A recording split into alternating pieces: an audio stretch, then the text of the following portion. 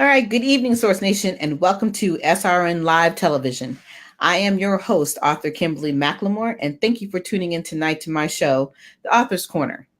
Tonight, we have another amazing show in store for you. But before we get started, let me just take a couple of minutes and tell you a little bit about myself and the purpose of my show.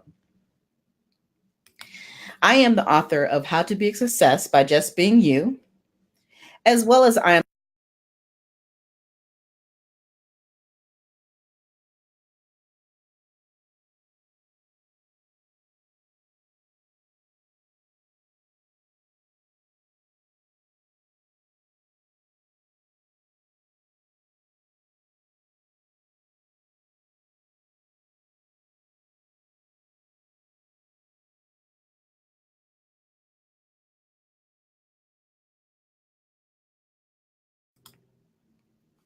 And the purpose of my show, of course, is to provide a platform for our new and existing authors, to giving them the opportunity to promote their books, their events, speaking engagements, and of course, we want to know where we can get a copy of the book. But before I go any further, let me bring on my amazing guest. Her name is Author Travé Nicole Hunter, and she is the author of Dear Daughter. Hello, Trave. How are you? Oh, I'm fine. How are you? I'm doing good. I am so excited to have you on the show this evening. Well, I am excited to be here. Well, good. Well, what I want you to do is just why don't you take a few minutes and tell the listeners a little bit about who you are before we start to dive into some of the good questions about the book and what all the things you've been up to, right? Right. All right. Okay, I'm actually a high school teacher. I have taught in elementary school as well as middle school as well. But at the time, right now, I am a high school teacher. I'm a social studies teacher and a psychology teacher, and I also coach track and field. And the person that I am is someone that's multi-talented, and I've just recently learned how to use all of the gifts that I have in order to carry out my purpose that God has given me on earth, which is helping others to reach their potential, not just inside the classroom or on my track team, but everybody, every woman, every person that I come into contact with or that I interact with throughout my day. All right. So you have a pretty busy schedule and you're used to dealing, like you said, with children on a regular basis. You're, and actually, I won't say children, they're actually as we consider grown adults these days in high school, right? As a high school teacher. And the thing I thought was interesting about how you talk about being in the field of track and field coach as well. So with these items that you're doing, you've obviously been taking this and realizing that you have a purpose, right? Right. And because of what you deal with and what you see every day. So explain to me and the listeners a little bit about what inspired you to do what you're doing. And then I also want you to talk a little bit about, you have an initiative called Pretty and Purpose before we start diving into the book. All right. So what inspired me to actually start doing what I'm doing is actually starting off in the classroom. My first year teaching was really challenging for me. I was teaching and coaching at the same time. The coaching part was a little bit easier for me because I had just graduated from college. I had just come from running college track. And so I was used to being in that atmosphere. But I was not used to being in the atmosphere where I'm the only adult in the room and I have all these little people in the room with me whom I have to teach. And then as I started my teaching year, my teaching career, I realized that I had to do more than just teach these kids what they needed to know to pass a test. They were coming in with all kinds of issues that they were going on outside of school. Mm-hmm. And a lot of these issues were really heavy. They were really sad. And it was really hard for me to take in that, okay, I have these little people who are going through all of these things, and I have to get them, when they come in, to not worry about those things, to feel safe with me and feel like they actually can learn, and that environment, the environment of learning, won't be interrupted by what's going on outside of school. And so just going through that over the years has just made me feel like, okay, I feel like I need to do more in order to reach these kids so that they're really able to go past their potential or even reach the potential that they have in them. Mm-hmm. And so Pretty and Purpose really came from my female students that I have to deal with on a daily basis. And being in high school and middle school, a lot of them lack confidence and self-esteem. And so they're not able to focus in the classroom. They're focused on what this person is saying, what that person is saying, what drama is going on here and there. And a lot of the times it has nothing to do with them, but they involve themselves in that. They feed off of it. And their life revolves around that drama. They need to have it. They have to have it in order for them to feel like their life means something. They have to be involved in all of that. And so they started to trust me and come to me and talk to me. And I was able to say things to where I would surprise myself. Like, I really was able to help this person with what they're going through. And it's not even that I've been there and I've experienced that. Like, when I was their age, I had an adult that could tell me, well, I've been where you are. I cannot say that to them because things are so different now. And so I've had to just reach from everywhere, from wherever. I feel like I'm pulling just out of the sky sometimes the things that I say to them that actually helps them. And I don't get the whole, well, you don't understand, you don't know. They keep coming back and asking me for help, and I actually see that change in them. And then it went from me helping these young children, these teenagers, these young adults, to other adults feeling like they could come and confide in me, other women. And at that point, I'm like, well, I can help these kids, but how am I supposed to help another woman when I'm a young adult myself? I'm a young woman, and I have not been there.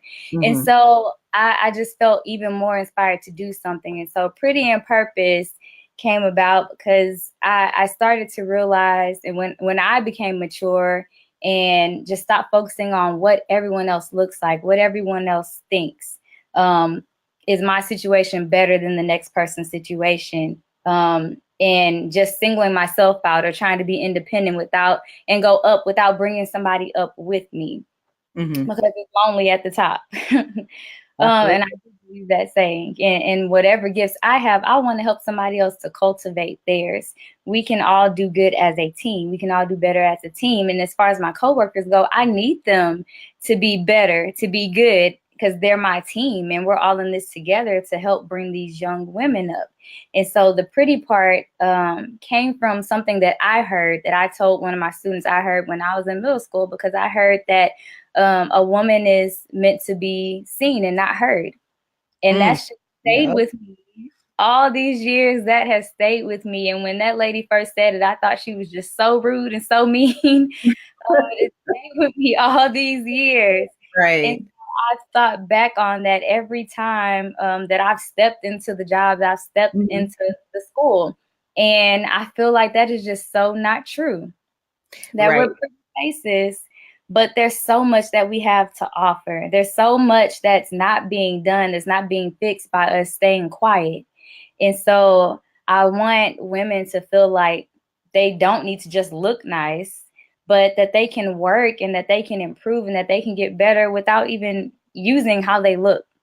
Yes, our appearance needs to look nice, but what more do we have to offer? So much more.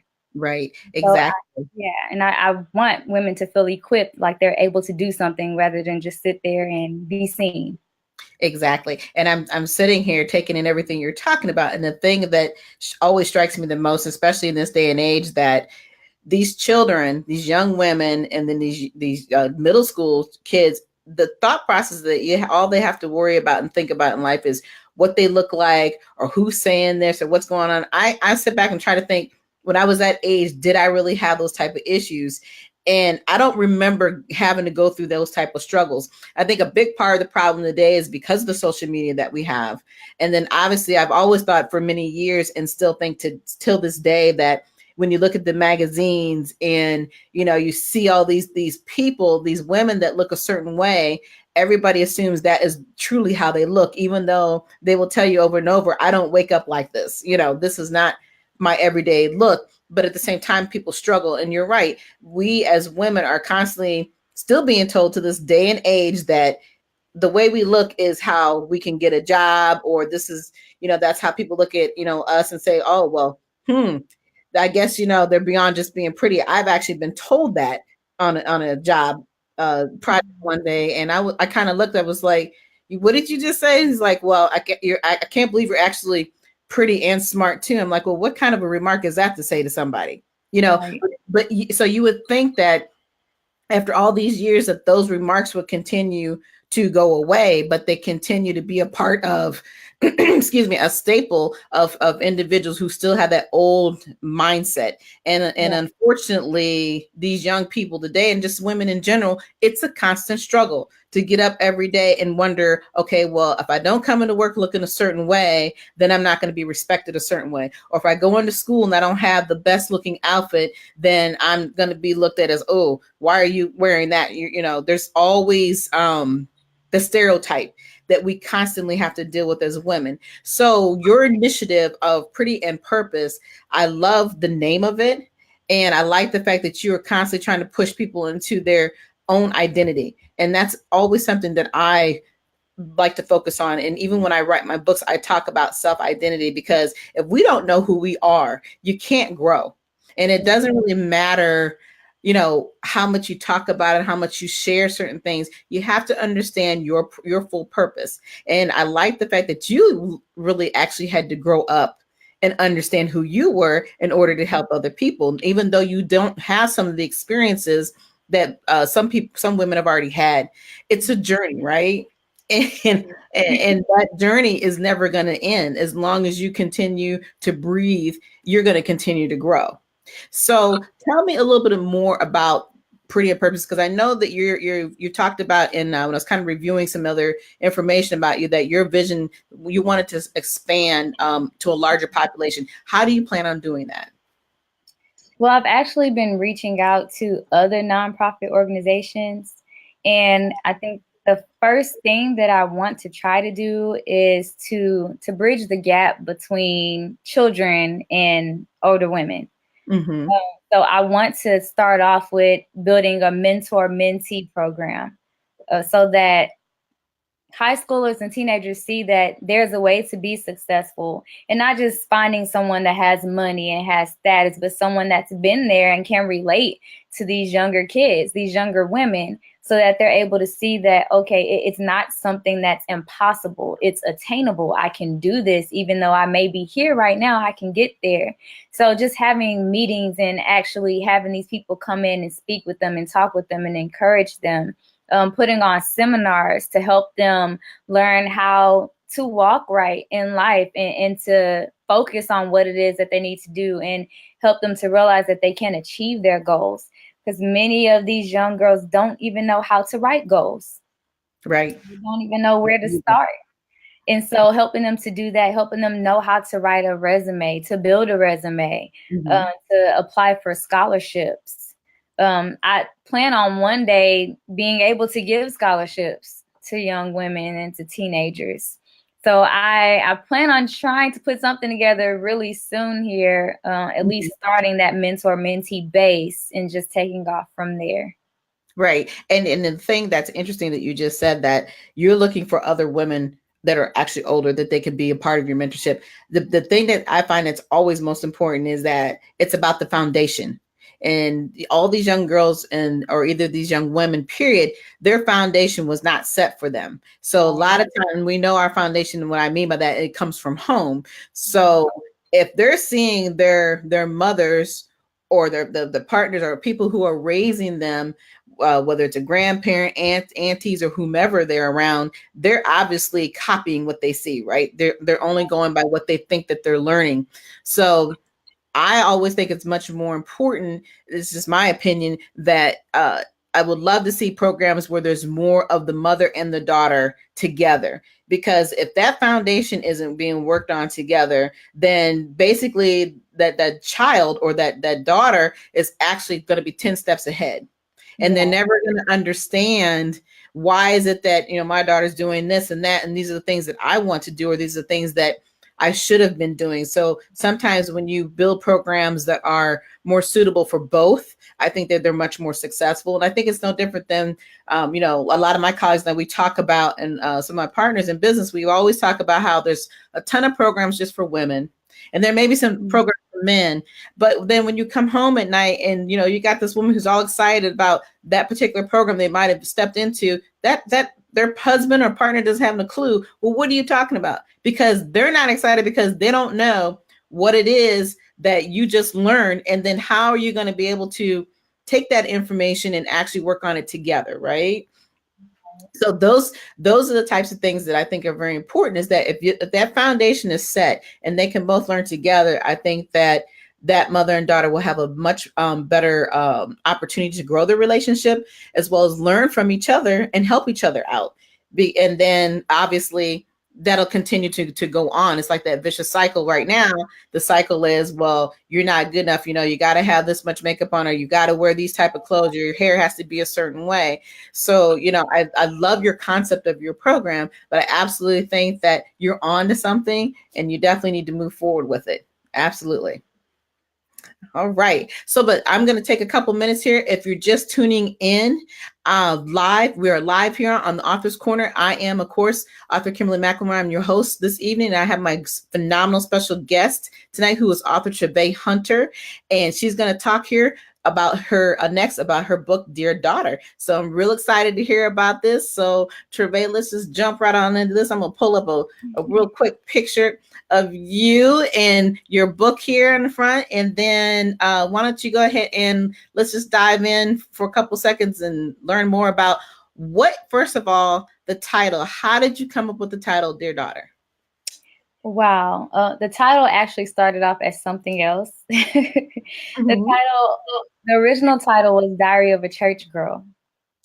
And so the first audience that I was trying to gear the book towards was young women, so teens. And this was when I first started working with the high school age students. And then I began to get all this feedback from older women and women my age, and questions and advice, and they were asking my opinions on certain things, and we'd have debate on things that are going on in life. And as I grew more, I started to mature more. I continued to learn more things about myself and who I am in God. And I realized that, you know, these same women that are older now, it made me think about why they're in the situation that they're in now. And everyone starts somewhere. The way that we think, the way that we respond to the things that we go through starts from way back when we may have gone through something when we were children. And I realized that about myself. And when I actually was able to find my own identity and recognize my own identity, I recognized that I was God's daughter. And it made me realize that we all are God's daughter, and we all have our own experiences, and we go through different situations, but He loves all of us the same. And He gives all of us the same thing, even though that one thing may be tailor-made just for a specific person. And so I ended up changing the book title to Dear Daughter. And I realized that some of the audience that would be reading the book or may read the book may not go to church, or they may not have a church home, or that could even turn them away from wanting to read what's in it, because it sounds more like it's about somebody that's in church or trying to survive in church, when it's really about a creation, a kingdom, a citizenship, a group of people. A group of women. We're all daughters. Even if originally you don't believe that you're God's daughter because you don't believe in God, you're somebody's daughter. Whether you have some type of issue with your mother or your grandmother, or your mother has an issue with you, you're a daughter. And so it's geared toward every woman trying to find their identity. I love that. Like I said, when I first seen the title, it just stood out. And I kept trying to figure out in my mind, what is she really talking about? So you did a phenomenal job with the title. And I love how you talked, and we just talked about this a few minutes ago, about identity. I talk about how important self-identity is, because it is. And a lot of times we try to move through life not knowing who we really are. And as you continue to live, you are going to continue to grow, and you're going to constantly continue to learn more about who you are. I mean, obviously, when I was in my 40s and when I was in my 30s and 20s, I am not the person I am today in my 50s, right? So that's actually a blessing. And I love how you talked to just a few minutes about the fact that, you know, we all are daughters of somebody, but we are absolutely a daughter of God. And that is something that you just pinpointed out that really kind of hits you to realize that no matter where you come from, and no matter how much you've been through, God has you. You are his daughter. You know, we are his children. And I just really love how you put that all together. So let's talk a little bit here about maybe an excerpt or chapter from your book. You have your book with you? I do. Yeah. So is there anything particular in your book that really stands out to you that you want to share with the listeners tonight? I actually would like to share the introduction, and just because it was the very last thing that I wrote. I wrote the whole book first and then wrote the introduction. I had an introduction and I scrapped it and I rewrote it. Mhm. It just makes so much more sense. It's just an overall summary pretty much of what the book is about and why I wrote the book and what I was thinking in my mind, what I saw, what I felt, Mhm. and the imagery, my vision pretty much. So I'd like to share that. Okay. Okay. She is clothed with strength and dignity, and she laughs without fear of the future. Too many daughters are wandering around, aimlessly lost and looking to be found.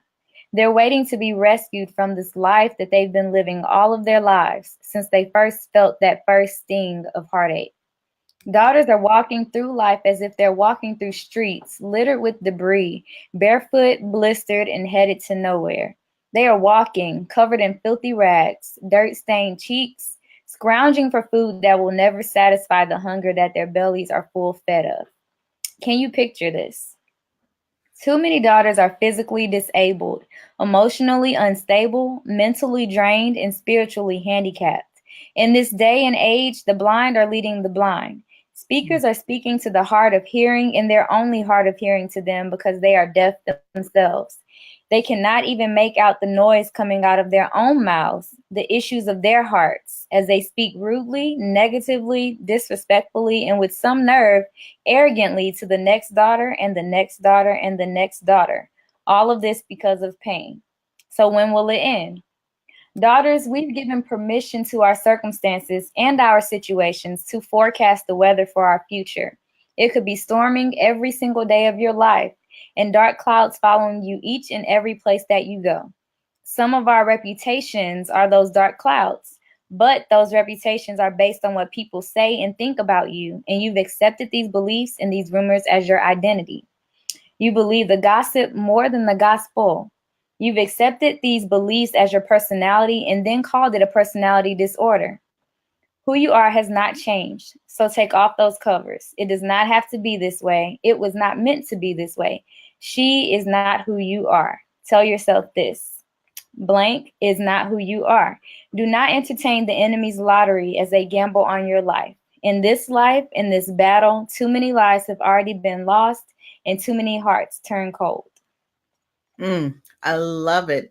Love it.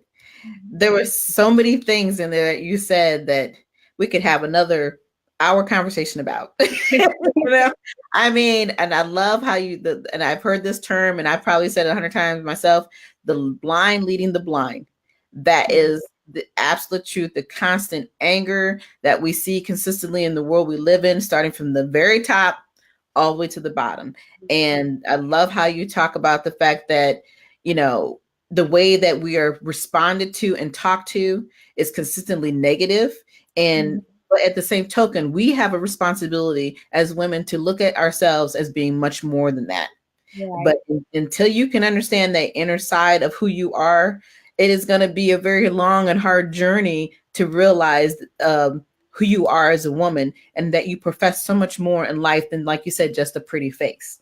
Right. So, you know, I just love that introduction. It draws you in and it makes you think. And the things that you're talking about are very simplistic, everyday things that we deal with in life. But sometimes we just don't take enough time to really sit back and think about who we are.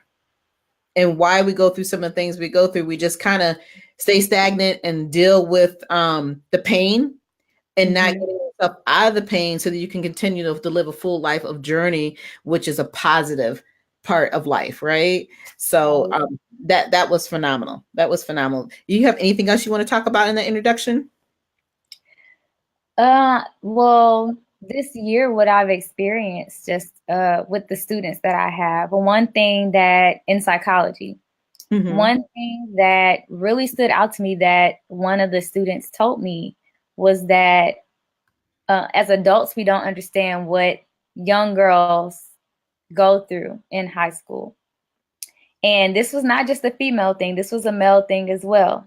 They deal with conformity and pressure, and they really and truly feel like they have no other choice but to conform to what everyone says, what everybody else thinks. They have to go with what everyone else is doing. They have no choice, or they'll be labeled a loser, or nobody will talk to them, or they will be alone, and they do not want to be alone. They don't want to be lost, and they would rather be what everyone else is than try to figure out what they are themselves. Right. They would rather be what someone calls them than try to figure it out themselves. Right. And you know, just listening to what you're talking about there, we live in a world and a society that's all about conformity. From the time we are brought into this world, we are taught to conform from the way, like you said, the way we dress, the way we talk, the way we look. You know, you've got to go to this college. You've got to do this in the classroom. You got to be able to, know your ABCs and subtraction and adding and all these things that we are taught. It goes through you for the rest of your life. So we're taught not to be go outside the box, go outside the lines. You got to stay in the lane. You can't do this. You can't do that. But the generations of today that I'm seeing more of is that they are going outside those lines. They do want to be their own person. They don't want to go to college for the next, 4 to 5, 6 years and have these large bills and say, well, this is the only way you're going to survive if you don't go to college. Things are definitely changing. And a part of that is because history itself is repeating itself, constantly. All these struggles that we see these young people going through today, believe me, it's happened before. Every generation grows, every generation becomes much stronger. But the thing that I still find that's very sad to think that when you go to school, all you have to worry, your biggest worry for the day is being a part of what the conforming, being a part of the group of people that tells you you're okay, you're more acceptable. I think that's the part that drives me crazy. And it's really sad. And I always say in this day and age, I'm so glad I don't have any young children to deal with it. It would seem to be so much simpler, when I was raising my son, through 30 years ago. So it just amazes me. And it actually really kind of saddens me to see that we have to have all these different programs. We have to have people like you and me and other individuals in the world that are constantly helping our children realize their greatness, but we definitely need you and stay around, keep growing. Don't stop doing what you're doing, because I love it. Because the thing I think that I love the most, I think I said this earlier, is that it's helped you also grow. And that knows that you're on the right journey when you're doing something like that. Right. And it's even frustrating and difficult for me at times, just walking with other adults who are not in the same spot that I'm in.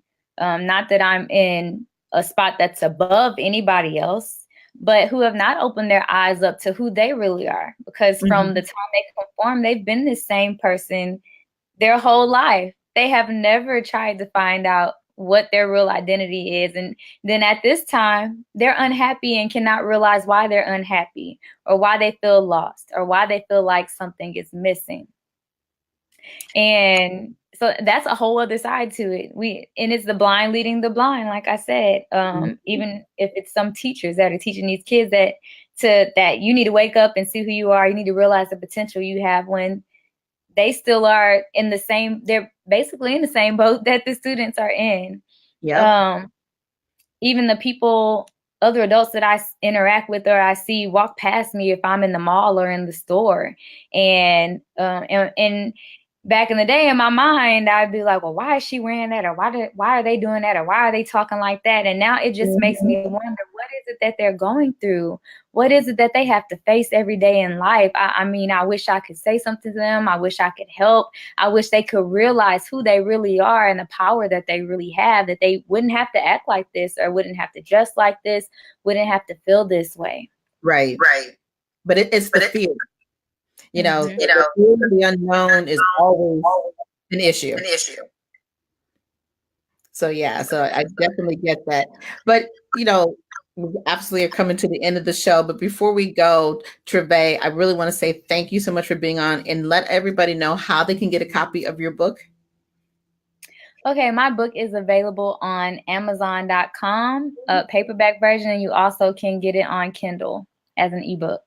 All right, because I tell you, this has been a phenomenal conversation. And like I said, we could probably go on and on and on, because this is a topic that definitely needs to be discussed, not just once a blue moon, but every day. And like I said, keep up the good job that you're doing. You have a full journey and a full road ahead of you, but I'm telling you, we need you. These kids, I'm sure that they thank you every day. And the good part about it is I'm hoping that they're going to continue to maintain this and bring it into their households, but definitely try to get these mothers and these other family members involved, because I believe it will absolutely make a huge difference. Right. I agree. All right. So again, I really appreciate you coming on. Hopefully we'll have you come back in the future, bring out another book, or let's come back on the other show that I have, and we'll talk about your business some more, because I think it's definitely something that needs to be shared. Yes. Thank you. All right. You're welcome. And again, Source Nation, this was my special guest, Nicole Hunter, who's the author of Dear Daughter. And she, like I said, just said some amazing things. Again, thank you for coming on tonight. You have a good evening. Thank you for having me. You do the same. You're welcome.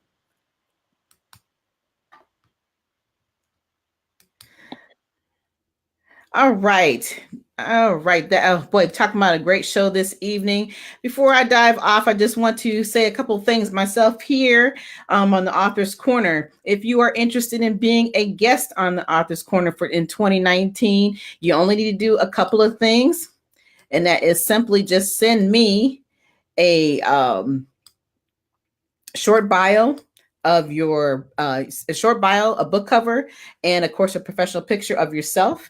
And you can send that exactly to me through my email, which is KimberlyMcLemore@gmail.com. Actually, it's KimberlyMcLemore@gmail.com. And also you can follow me on all the social media platforms for my show, The Author's Corner. I'm on Facebook, I'm on Twitter, I'm on Instagram. And of course, you can also follow me through Women's Small Business Initiative. That is where my YouTube channel is. And you can see this show over and over, as well as you can see it on Facebook itself. But we also would like you to, on Source Nation, take the time and stop by our Source Nation Radio Network, SRN Live television pages on all of our different social media platforms, of course. And until next time, this has been a great show. Looking forward to seeing you all again soon. Have a great night, and thank you.